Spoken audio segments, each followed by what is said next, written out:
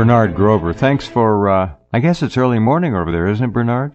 Well, actually, it's noon here. It's a nice Midday. Warm day. All right, very good. Thanks for being here again. Bernard, for those of you who don't know, was the first person to really articulate and, in a very sophisticated way, analyze and expose the Q-Anon psyop for what it is, or more importantly, what it isn't. And what it isn't is a true inside voice telling us what's going to happen to us. It's a psyop. And Bernard was onto that, had a lot of personal grief from his essays, which we posted. Now things have changed. People are watching, and they're counting up hits. They get these drops of information, and people look for them to come true. How many hits have there been from these projective information drops? There's been a string of zeros, in my view. Well, as far as I can tell, there hasn't been anything that I would say overtly fulfills any of the Q predictions. If you squint at it a certain way and interpret it a certain way, you might be able to say, well, John McCain's death was predicted down to the minute. But you could also say, well, that means that he was murdered by somebody at a particular time for the whatever perceived ills that McCain did. I'm not saying he was a great guy, but I don't think anybody deserves to be murdered. There's always a tremendous amount of creative wiggle room with these kinds of things. People who forecast will take something and twist it. They'll repaint it. They'll put a new covering on it and call it something else. There's no accountability.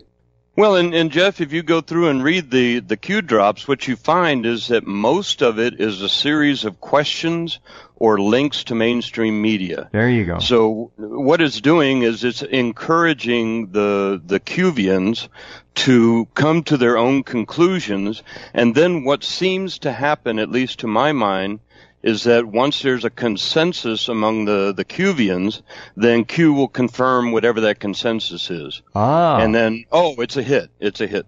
So this is being played out at a very clever and sophisticated level. These are not rank amateurs. We saw that early on from the videos. That was made abundantly clear. So what's the latest wrinkle in this now?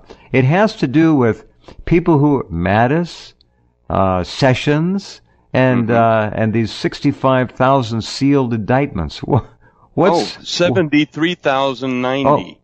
So, excuse me. As of December 31st. Wow. Now these are not sealed indictments; these are sealed cases.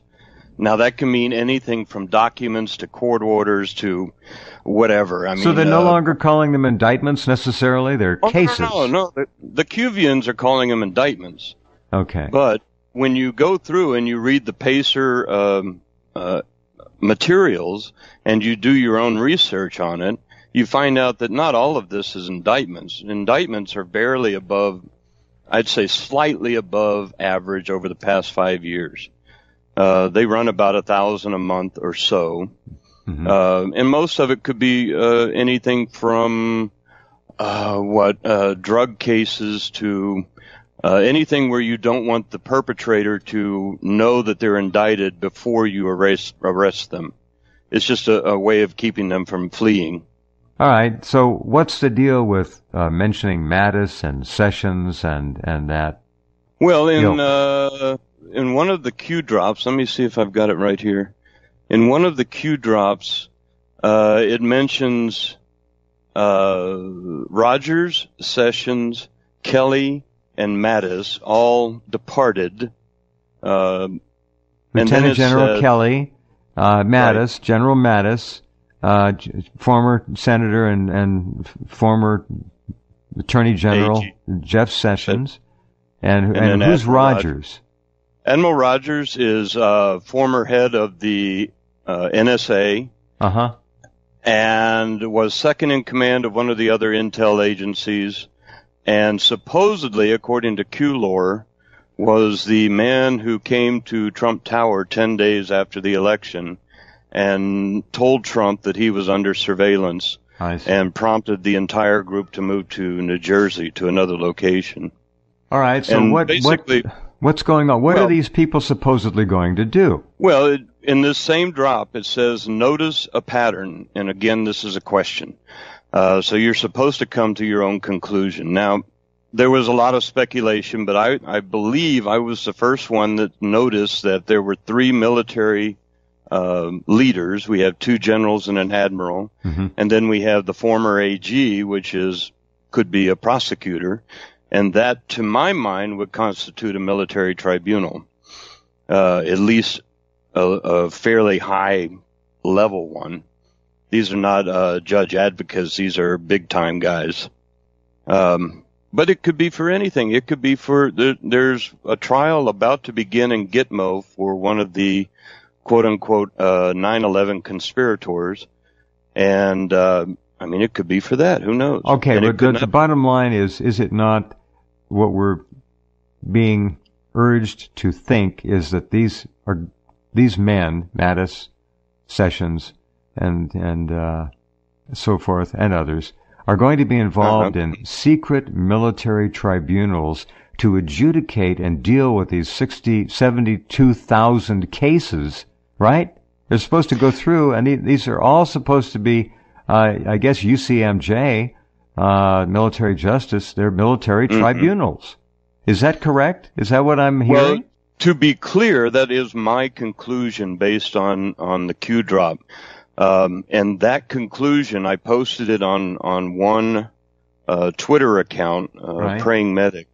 And from there, it spread out and seems to have resonated with a lot of people. They are all now saying, well, this is a military tribunal, and the arrests are about to begin, and the trials are coming, and here we go. How many times do we have to hear this before we kind of say, well, enough's enough? Well, let's remember that the very first Q drop back in October 27th of 2017 was Hillary Clinton is being arrested tomorrow morning at 8:35 p.m. or a.m. and her passport's already been canceled and blah, blah, blah, and that still has not happened. All right. I got an email from one of our great listeners out there. It says, Jeff, there is a new twist to the Q phenomenon I need to alert you to. The Q followers, including a guy named Greg Rubino, is reporting that military trials, I assume secret, have commenced effective January 2nd, 2019. No mainstream media will be allowed at those trials. Rubino is saying that in a Q drop from 12/20, Mattis, Kelly, and Sessions were all let go by Trump in order to what? To preside over these secret military tribunals. Now, I was the first one to say that, so that has to be coming from me. Yeah, well, your alternate name is Greg Rubino, isn't it? Well, I'm sure that whatever I have put out there... Oh, they pick up your stuff and run with it. Come on. Well, in fact, I want to do a test on your show today. I want to see if something happens, and I have some information for you on that. Okay. No one, and I've done an extensive search, no one has mentioned what authority or rules that the federal government uses for martial law. And those rules and authority come from something called General Order Number 100, signed into effect by Abraham Lincoln in 1863. Right. And they have never been rescinded. So, I want to see how long it takes for that information to get out around the Q-universe. I want to do my own Q analysis that I've talked about before. I want to see how long it takes for that information to disseminate. All right, let's put the information out there one more time. Go ahead and repeat it. It's called General Order Number 100, signed by Abraham Lincoln. I think it's April 1863. And if you do a search, extensive search, you will find that none of the Cuvians have ever mentioned this. And it is the rules for instituting and administering martial law in the United States.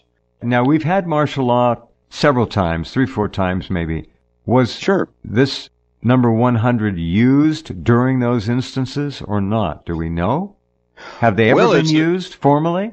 I've never heard anyone mention it by name. There are a lot of legal scholars that have studied it, Yeah. And some suspect that martial law has never been suspended since the Civil War, so that the U.S. has been operating under martial law for over 150 years. Well, aren't we operating under a state of some kind of national emergency? I remember the Clintons extending it. I remember Obama renewing it. Let me see if I can find something on this. There's some kind of there's been a state of emergency since at least the Civil War. I'm not sure if it's a national emergency or some other qualified term. Let's see. U.S. State of Emergency. Let's see what it says here. Yeah, I mean, you just look at the executive orders. The U.S. has been under a state of emergency for well over 100 years. Well, they're going back here to Hurricane Irma, state of emergency declared 67 counties. Okay, I found it. Well, and Trump just issued a state of emergency for human trafficking. Last year, he instituted a state of emergency for human trafficking under one of his EOs in March, I believe. Here we go. This is written in November 2014. The United States has been in an uninterrupted state of national emergency. That's it. A state of national emergency since 1979. Here in 2014, we're not dealing with just one emergency. There are currently 30 of them in effect. 30 national emergencies in effect when this article is written in 2014. That is according to data on presidential declarations of emergency compiled by Gregory Court of USA Today. Those emergencies declared by the President by proclamation or EO give the President extraordinary powers to seize property, call up the National Guard, and hire and fire military officers at will, writes Court, K-O-R-T-E. President Obama has declared 9 national emergencies so far, 8 of which are currently in effect. They primarily deal with preventing business with people or organizations involved in global conflicts or the drug trade. Obama has also renewed many of his predecessors' orders, just last week renewing our ongoing state of emergency with respect to Iran for its 36th straight year. Ronald Reagan and George Herbert Walker Bush took a light touch on declarations of emergency. They invoked only a handful, none of which remain in effect. But Bill Clinton proclaimed 16 national emergencies, and George W. Bush declared 14, 13 of which are still in effect today. So there you go. Yeah, I know of 2 that Trump has issued. That's human trafficking and the border. So there's 2 of them right there, and those are just in the past year. Right. But any one of those can trigger General Order Number 100. I'm going to write this. Hold on, I got to type this in. Lincoln. General Order. 100. Okay, let's see what we get. This is new to me. It's very interesting. It's got a name. The Lieber, L-I-E-B-E-R. The Lieber, some might say Liber, but it's Lieber Code of April 24th, 1863, also known as General Order Number 100, was an instruction signed by President Lincoln to the Union forces of the U.S. during the American Civil War that dictated how soldiers should conduct themselves in wartime. Interesting. The Lieber Code. Article 1, go ahead. Martial law. Martial law, military jurisdiction, military necessity, and retaliation. That's Article 1. Say that again. The Article 1 deals with martial law, military jurisdiction, which is tribunals, military necessity, when they can be used, and retaliation. So that whole first article is nothing but instructions on when martial law is in effect and what it does, which is completely suspend the criminal and civil legal system. And in other words, the Bill of Rights, justice, the Constitution. Everything. All of it. Let's wait and see how long it takes for somebody in the Q-universe to mention General Order Number 100 the Lieber Act, April 24, 1863. All right? It does call for the suspension of essentially the Constitution and all of our rights. Everything. What do you know about it in terms of it having been enacted and put into play and then taken off the books? Or is it still on the books? Do we know? It is still in effect as far as everything I can find. Wow. And some legal scholars, I've been studying this thing for probably 20, 25 years. There are some legal scholars who say that this instituted martial law at the end of the Civil War, especially in the South, but that the federal government now considers all citizens of the United States as potential belligerents and is therefore under a state of siege, meaning that General Order 100 has been in effect for at least 100 years, maybe more, that the U.S. has been under martial law for that long. Now, this is a theory, and of course you can believe what you want, and I highly recommend people go study it themselves, but it's possible. It is in the realm of possibility. Funny how the deep state psyop boys and girls missed this one. They would have been fun. Well, it's rather obscure, and nobody really talks about it much. It has come up under a number of circumstances that I've been involved with many years ago, which is why I knew about it. Mm-hmm. But I know for a fact that it has never been mentioned anywhere in the Q commentators, and I want to try this as an experiment to see how many people, how long it takes for people to get out and find this, and hopefully realize what exactly they are so giddy about when it comes to, oh boy, martial law is coming because it means we're going to start arresting everybody. Well, remember the last time we played the clips from the videos. Yeah. From Richie in Boston, and then Law Johnston, right? Law Johnston, right. Now, haven't heard a thing more. I haven't. Of course, I'm not on that frequency, so I wouldn't. You would. Did anything come of that which we spoke of? Or Law Johnston's pronunciation that martial law was imminent? Well, I mean, he's just one of several voices that are all promoting this concept. In fact, to me, one of the proofs that Q is a psyop and very effective is that people who a few years ago would have been terrified at the prospect of martial law and mass arrests are now absolutely giddy about it and can't wait for it. And it's all because of this Q thing. P. And to me, Barnum. that is, it's an absolute proof that this thing is a psyop and that apparently is being quite effective if all these people are so happy about it. Right. Yeah. Some of the proponents of martial law are, I mean, it honestly is, and I'm not saying this from any position of arrogance.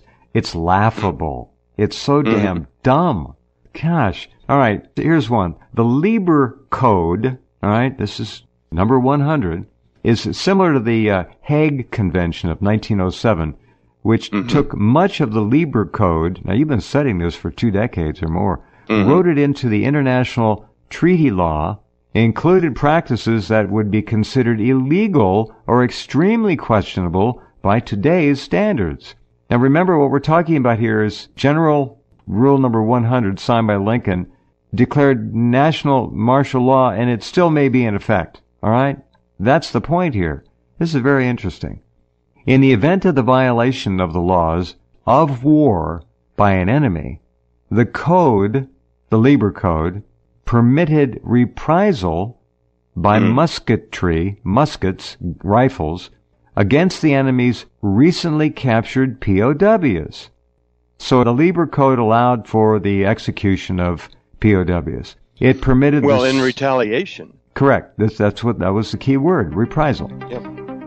It permitted the summary execution by muskets of spies, saboteurs, and guerrilla forces, if caught in the act of carrying out their missions. Well, this is very interesting. Hold on a minute. We have to pause. We'll come right back and continue with Bernard in just a minute. This is history that few know. Be right back.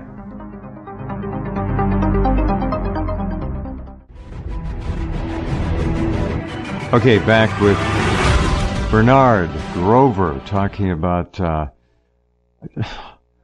American law that just doesn't get mentioned. We'll see if General Order number 100 gets picked up by the Q-universe and is pushed around. It is, if you missed us or just joined us, it is a law, an instruction signed by President Abraham Lincoln, 1863, during the Civil War, which essentially outlines what martial law is and isn't and what some of its provisions are. We don't know if it was ever rescinded. No, I'm not aware of it ever having been rescinded. Wow. Okay, sterner measures, as I was citing before, it's also known as the Lieber, Lieber code. The code envisioned a reciprocal, interesting reciprocity here, a reciprocal relationship between the population and the army.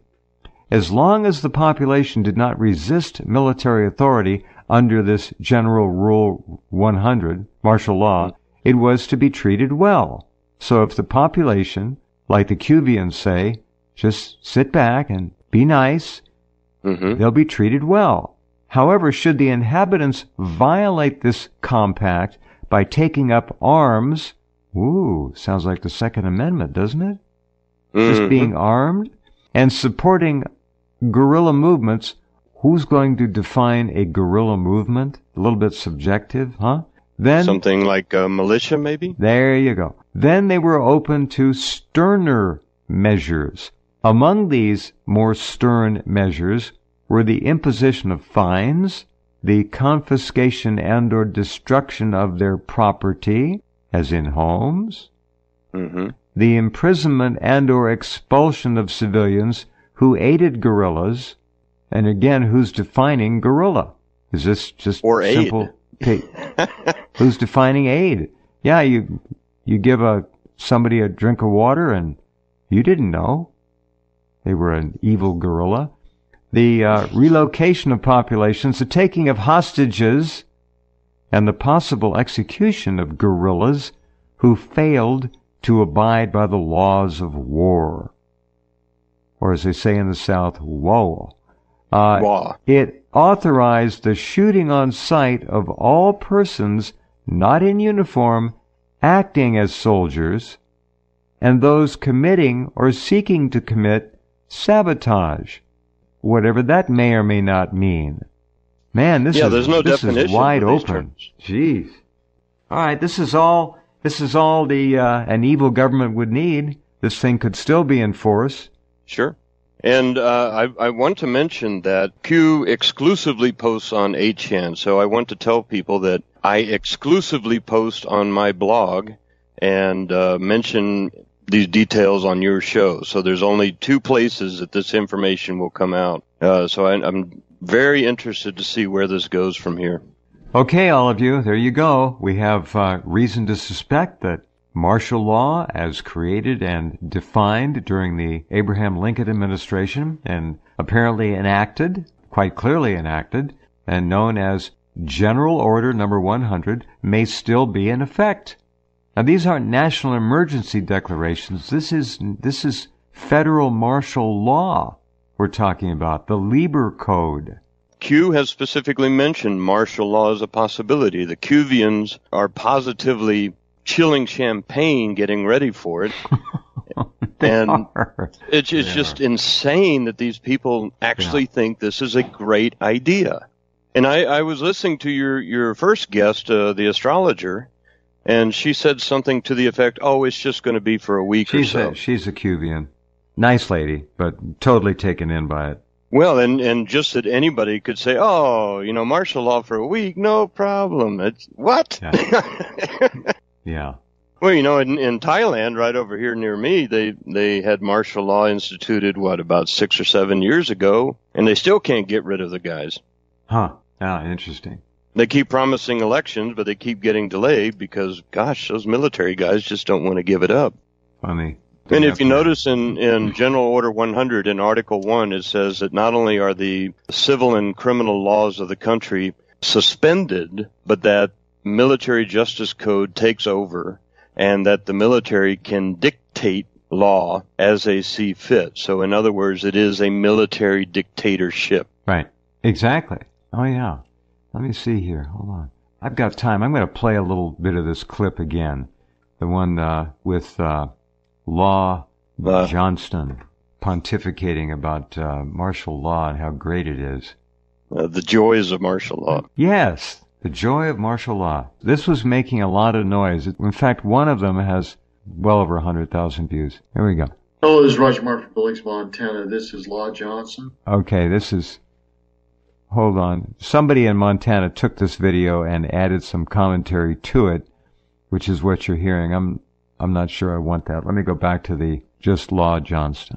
Whoever Law is. 115,000 views.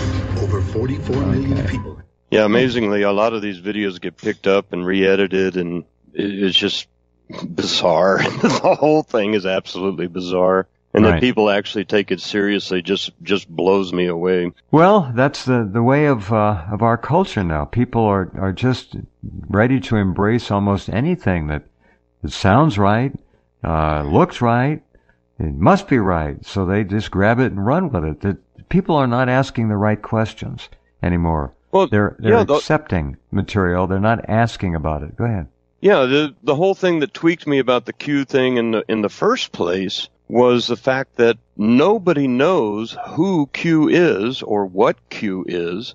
It's completely blameless. If anything blows up or goes wrong with all of this, who are you going to hold responsible? They keep saying, well, Trump is deeply involved with Q, but Trump has never actually admitted it. There's just all these little supposed hints, pointing at somebody with a Q shirt or making the sign of the Q. That's all it takes, Bernard. That clinches it for me. Wow. But it is, plausible deniability. Oh, I wasn't really making any Q acknowledgments. Right.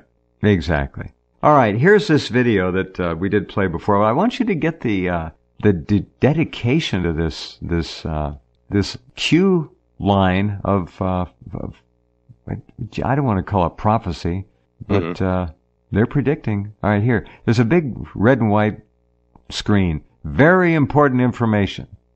This fellow's name is Law. Interesting choice of first name. Law Johnson. Hi, this is Law Johnston. I'm making this video because something very big and very important is about to happen. First, a little background to kind of get everyone up to speed. It's very important for everyone to understand fully that the United States of America was conquered. And it was conquered a long time ago. It was done in stealth and secrecy. This is historical fact. For decades, great journalists like... Okay, I'm going to stop it because what he's about to say is quite true. He's talking about the establishment of the Federal Reserve through the Federal Reserve Act 1913 and the beginning of it all in 1914 when it set up shop. He's right about that. What's good disinformation? 85 to 90% fact, 5 to 10% complete BS. All right, that's the definition of disinformation. This is the good stuff. G. Edward Griffin, Gary Allen, William Cooper, Eustace Mullins, Bill Still, and Jordan Maxwell have all clearly revealed this information to the world. The most critical element for conquering America was to control its currency and its banking system.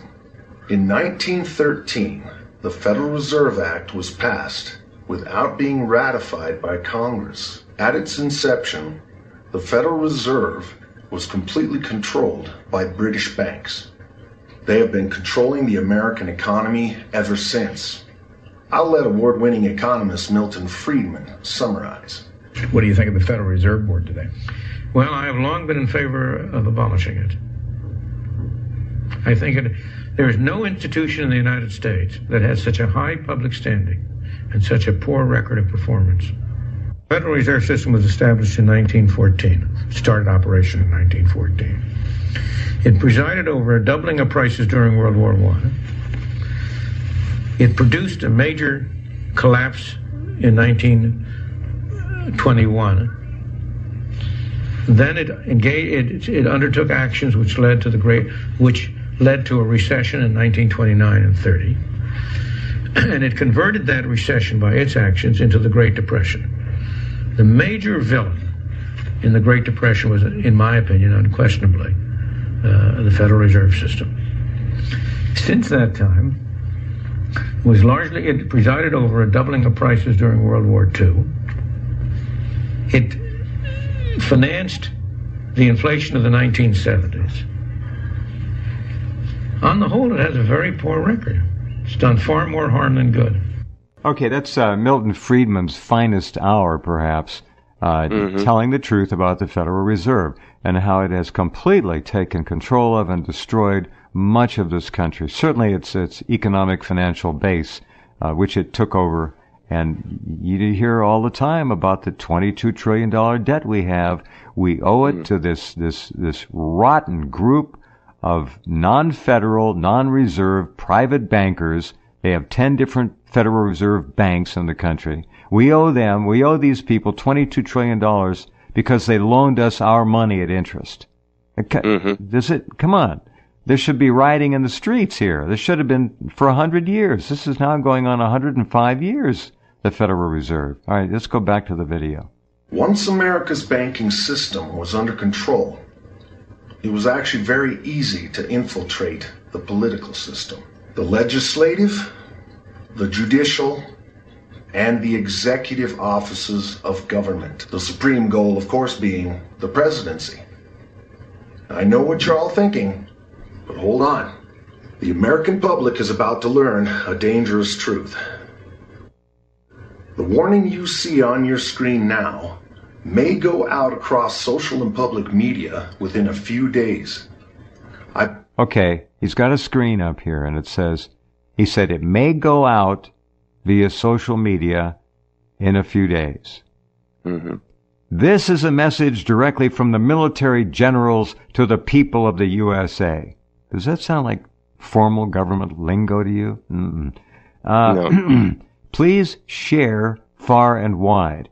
The military will be invoking emergency martial law after Christmas. The authorization for this action is based on two existing laws, the Insurrection Act of 1807 and the International Emergency Economic Powers Act of 1970, blah, blah, blah. Okay, back to the video. I believe we need to take it very seriously.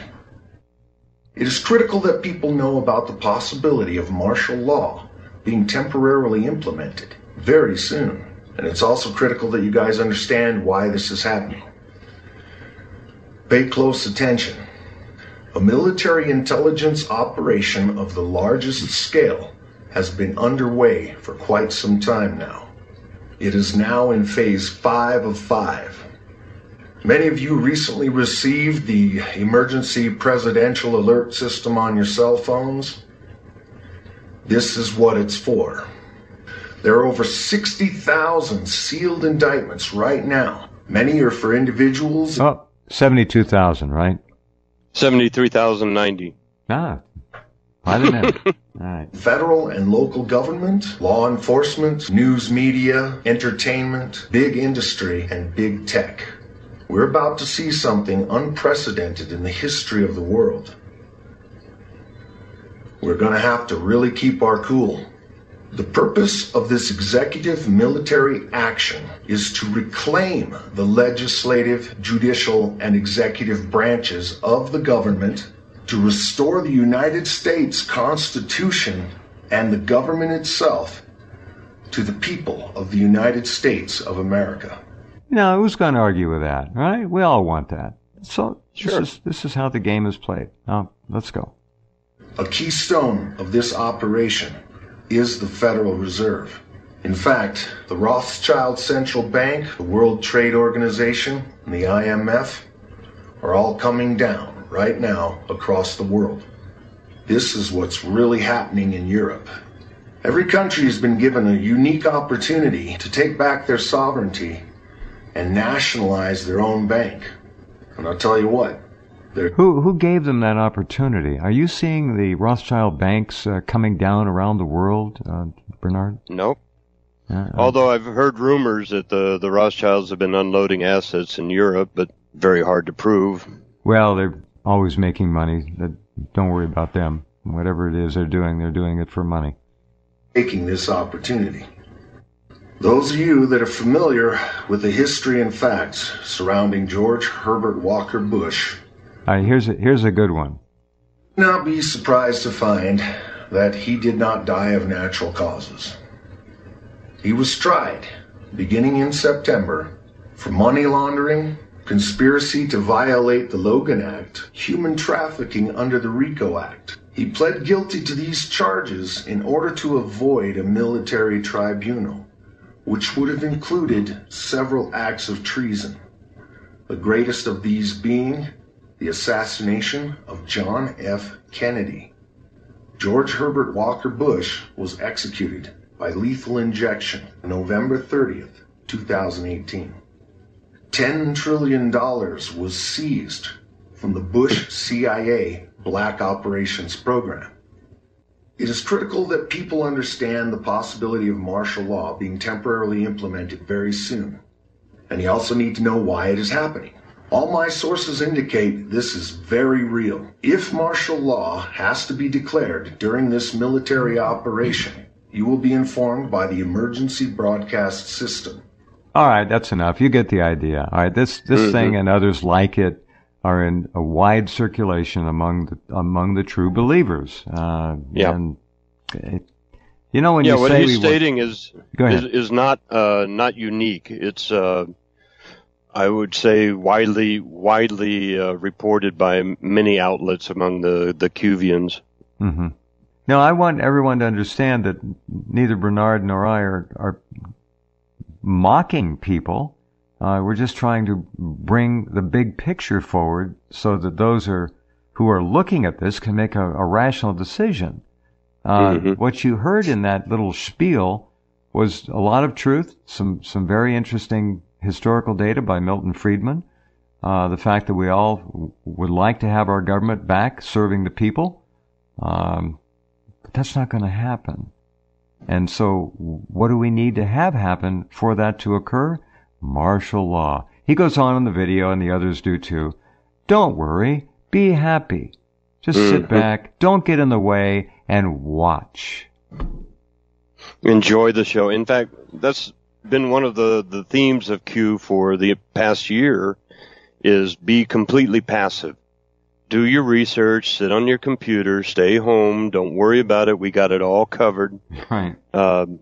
We don't worry, the quote unquote patriots, which is taken to mean the white hats inside government, have this all under control, and all you need to do is just sit there and watch. Well, interesting. The Lincoln General Act? General Order 100. Number 100 may still be in effect, and if it is, we are under martial law, formal federal government martial law, even though there was a civil war going on at the time. The North won. The martial law, to the best of Bernard's research, was never rescinded. And I read you some of the stern penalties for people who were in violation of it. It doesn't talk about any of the modern conveniences of life we have, nothing. Just general terms about aiding and abetting guerrillas, traitors. It's so wide open, it's dangerous. And if it's still on the books, that makes it twice as dangerous. Yeah. And the one thing I want people to really be aware of is, what does martial law mean?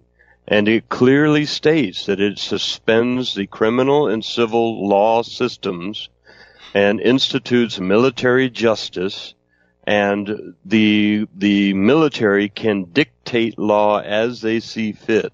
Is that why a lot of people say we're under UCMJ and we have admiralty courts and laws, admiralty, the law of the sea, which suggests military?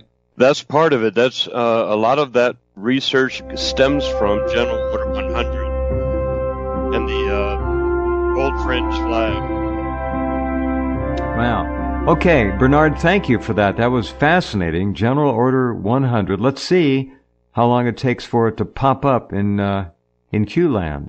It'll be fun. I'll let you know if I see anything. Thank you for everything you do and for being so honest and forthright in your journalistic approach to this. And I guess you'll have another paper out in a couple of days, huh? Yeah, well, I'll be going into more detail on General Order 100 so people can see my thinking on this. Very good. All right. I'll send you a sound file on this. You can certainly use it any way you want. It's very important. In fact, let me put it up as a video. That'll be good. All right. We'll do that. Thank you, Yeah, Bernard. much appreciated. Oh, yes, of course. You be well. Take care. Thank you. You too, Jeff. All right. Bernard Grover. And only here can you hear Bernard and on his own blog as well. All right. We'll be right back with you soon. Sunday. Look, on the network you can hear the program and others repeated over and over through the weekend. The best of Sunday night, back with you Monday. In the meantime, you know where to find us. We'll be at Rense News, bringing you the latest as quickly as we can. All right, back soon. Take care. Have a wonderful weekend.